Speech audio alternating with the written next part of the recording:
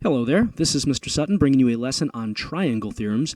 In this one, we're going to be finding side lengths in right triangles using the Pythagorean theorem, and we're going to order the sides and angles of a triangle from smallest to largest, and we're going to find possible third side lengths of triangles. For the real-life payoff here, we'll use the Pythagorean theorem to find the length of a ladder. To start things off, we're going to play a little spatial game. So let's say I start with a triangle. It's a right triangle. And I love this triangle so much that I'm going to put it in a box and fill this box with 3 more copies of this triangle. But they're going to face different directions. So here's another copy, here's one, and here's another one. And again, these are all the same triangle, just cut and pasted facing different directions. I'm going to give names to the 3 sides of this triangle. The short side we'll call A, the next longest side B, and this longest side across from the right angle, I'll call that C. Since this is the same triangle, all of these sides really have a length of C. So this is a square. This is a white square. And the area of it then is just going to be C squared, which is just one of the sides squared. Now let's take these triangles, and I'm going to move them along with this box over here. Here's this triangle. I'm moving it over here. And I'm going to take this other triangle and put it right on top of the first triangle. And these other 2 triangles got to go too. So this one's over here. This one I'm going to move over there. And here are the original triangles, just in case you were wondering, this kind of looks weird with these letters floating, so I put them back. But now let's take a look at the white space in this other box. So these triangles didn't change size. This is the same size triangles, so that means this white space is also the same area. It's just been split up and rearranged. The area of this white square is going to be just this short side squared, A squared. And then this white square is going to have an area equal to this second longest side squared, B squared. Again, since this is the same amount of white space, we can say A squared plus B squared equals this area, C squared. And we have just proven the Pythagorean theorem. Let's go ahead and officially define it now. So the Pythagorean theorem assumes that you have a right triangle, and just to give these different sides names, this longest side that's across from the right angle, we call that the hypotenuse. And these other 2 sides that are not the hypotenuse are called the legs. Specifically, they are the legs of the right angle. So we can say that if you have a right triangle with legs AB and hypotenuse C, A squared plus B squared equals C squared. And you've probably heard this since middle school, but now we're going to use it for a few things. So here's a right triangle, and we want to know the length of this unknown side in simplest radical form. Pause the video and see if you can already use the Pythagorean theorem. All right, you can start by writing it out. A squared plus B squared equals C squared. And the most important step here is making sure you plug the correct thing in for C. A and B are interchangeable, but C, you got to get the correct side there. So that's always going to be the longest side, which is always across from the right angle. So that C value will be just X. And so we can say 20 squared plus 30 squared equals X squared. Well, that's really 400 plus 900, so 1300. And then to find value of X, we just have to take the square root of 1300. But they want simplest radical form. So if you have the square root of 1300, how could we split that up? Well, the biggest perfect square that goes into that, since it has 2 zeros, it definitely 100 goes into that. So we can split this up into the square root of 100 times the square root of 13. The square root of 100 is 10, so 10 root 13. Now, some of you might be wondering, since we square rooted both sides of an equation here, why are we not writing the plus or minus? Well, let's think about what we're finding. This is the length of a side of a triangle. Can we have a negative side length? No, we cannot. So although algebraically there's a negative solution to this, we're going to forget about it because we can't have negative sides. Let's do a real-life application. You want a 13-foot ladder to reach 12 feet up the side of your house. How far away does the base of your ladder need to be from the house? Pause the video and see if you can wrestle with this one. All right, let's see how it went. I would start by drawing a diagram. So there's going to be a triangular situation here. We've got the ladder as our hypotenuse.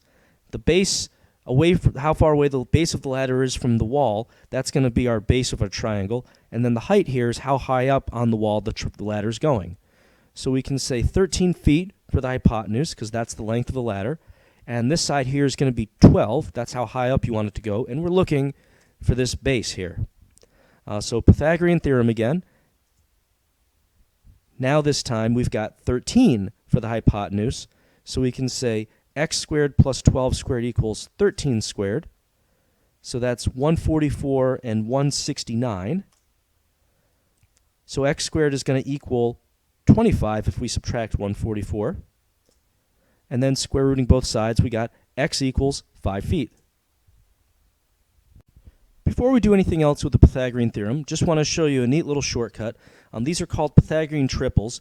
These are just common right triangle side lengths that if you see two of these side lengths in a right triangle, you kind of get the third one for free if you have these ratios memorized.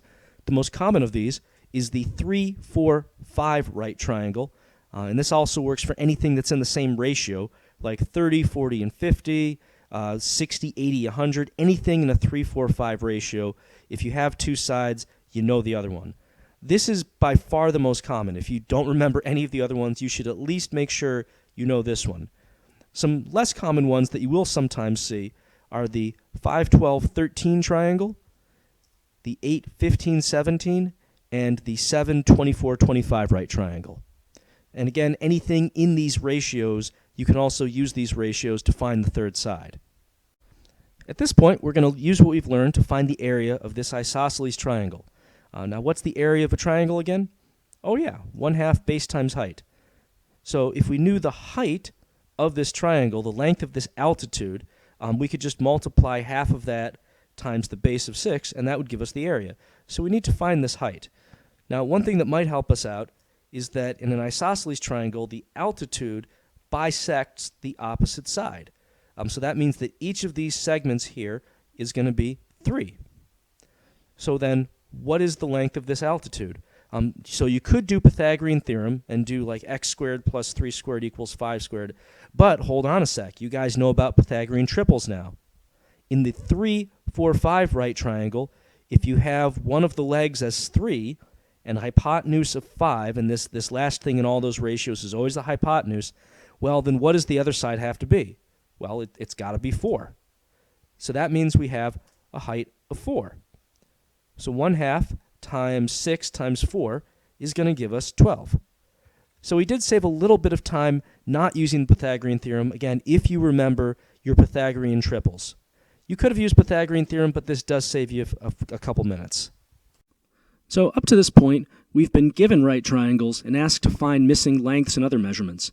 But how do we figure out if a triangle is a right triangle if we already have all the measurements?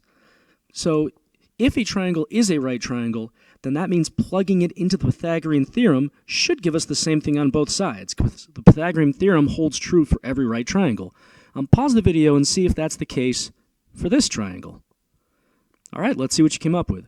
So we're trying to figure out again if a squared plus b squared equals c squared for this triangle. Now, the key to doing this is figuring out which of these sides to plug in for which variables. I usually find it easiest to start by picking my c value, which I know, since it's the hypotenuse, must be the largest side of the triangle. So we're going to give that a value of 10 for this triangle. And then a and b, it doesn't really matter. One of them's 8, one of them's going to be 6. So we're asking, does 6 squared plus 8 squared equals 10 squared? Well, we've got 36 plus 64 and 100. 36 plus 64 does, in fact, add up to 100. So that allows us to conclude that, yes, this is a right triangle. If this equation had not come out equal on both sides, then we would have said, no, it's not a right triangle. And on this particular triangle, one thing you might have noticed, we have a 6, 8, 10 ratio. Well, that's really the same as 3, 4, 5 if you just reduce all these sides by 2. So this is another way you can verify if you've got a right triangle, if you recognize one of these ratios in the triangle. For this next example, we're trying to order the angles of this triangle from least to greatest. So pause the video and see if you can use your intuition on which angles should be the biggest or smallest here. All right, let's see if we agree on this one. So the intuition on a lot of these is that bigger angles should be across from bigger sides. I mean, if the angle is opening out wider, that should result in a larger side across from it, right? That's actually true. And that's a theorem. Bigger sides are across from bigger angles, and same thing with smaller sides and smaller angles. So to find the smallest angle, we just look for the smallest side, which is this 11 meters, and just look at the angle straight across from it, which is angle F. The next biggest side will be the 12 meters, so the next biggest angle then will be angle D. And then angle E across from the largest side is in fact the largest angle. On this next problem, we are asked to order the sides from least to greatest. Now, if bigger sides are across from bigger angles, then the reverse is true. Bigger angles are across from bigger sides. So we just have to write the angles in order, and that'll tell us what order the sides go in. But there's only one problem here. We don't know all the angles. We know these two angles, but we don't know angle C. So this is one of those other triangle theorems that's awfully helpful, which is that the angles in a triangle always add up to 180 degrees, and this is the triangle sum theorem. So to figure out this missing angle, we just have to figure out how much of 180 degrees we've used up between these two angles, and then subtract that from 180. So we'll have 180 minus 139 plus 22. So that's going to be 180 plus 161, which means this angle must be 19 degrees.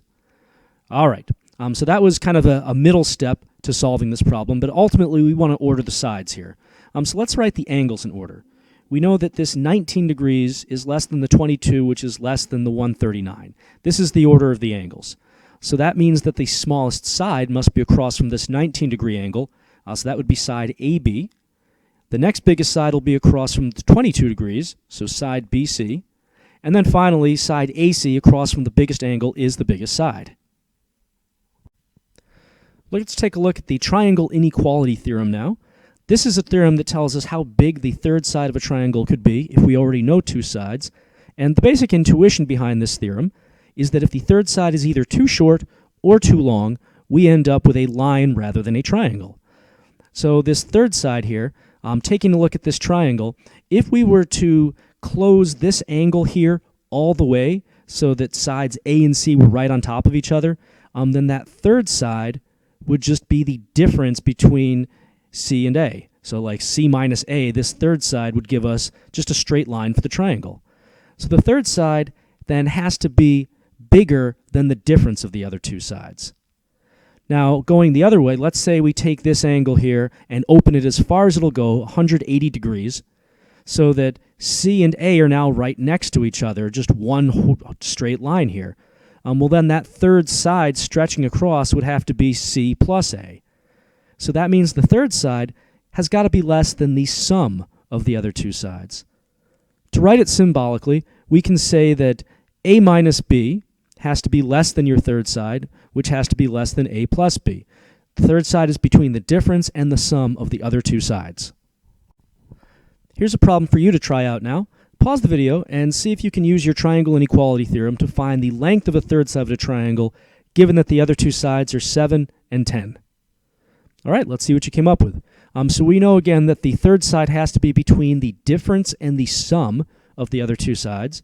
So we've got the difference, 10 minus 7, and just make sure you subtract this so that you're not getting a negative number. And then we want the sum of this, 10 plus 7. So we know that our third side, which I'll just call x, has to be between those two. So that means then that we've got 3 less than x less than 17. X has to be between 3 and 17, not including those numbers. For this next example, we're asking if it's possible to make a triangle with the following sides. So in a situation like this, you just need to set up that inequality theorem, so the A minus B less than C less than A plus B, using these three sides, and then just determine whether or not that inequality is actually true. So in terms of picking A, B, and C, it actually doesn't matter what you pick for your C side. With A and B, you just have to make sure that A is larger than B so that when you subtract them, you don't get a negative number. Pause the video and try out one of those combinations and see if it works out. All right, so I used 15 for A and 14 for B. Again, I just want A to be larger than B. And then my C value is going to be 28. So as I write this out, I've got 15 minus 14 less than 28 less than 15 plus 14. And again, I'm just trying to figure out if this is true or not. So we've got 1 and 29. Is 28 between those numbers? It is. So that means that it is possible to make a triangle with these sides. For our last example, we'll do a real-life problem. A brochure states that the distance between Granite Peak down here and Fort Peck Lake over here is 1,080 kilometers. Based on the rest of this map, is that possible? Pause the video and see if you can untangle this one. Alright, so this is one of those problems where you're basically asking, is it possible to form a triangle with 565, 489, and 1,080 as the sides? So for that, we're just going to set up our triangle inequality theorem. I'm going to use 565 as A, 489 as B, and then this 1080 will be my C side. So I've got 565 minus 489 less than 1080 less than 565 plus 489. And you can use the calculator if you want. If you crunch these numbers, you'll end up with 76 and 1,054. Now, is 1,080 between those numbers? Well, it is bigger than 76, but it is not smaller than 1,054. So that means that it's not possible to form a triangle with these sides. That means there's no way that this distance could actually be 1,080. So that's a big no. So it looks like our triangle journey is going to end in the great state of Montana. Until next time, this is Mr. Sutton signing off.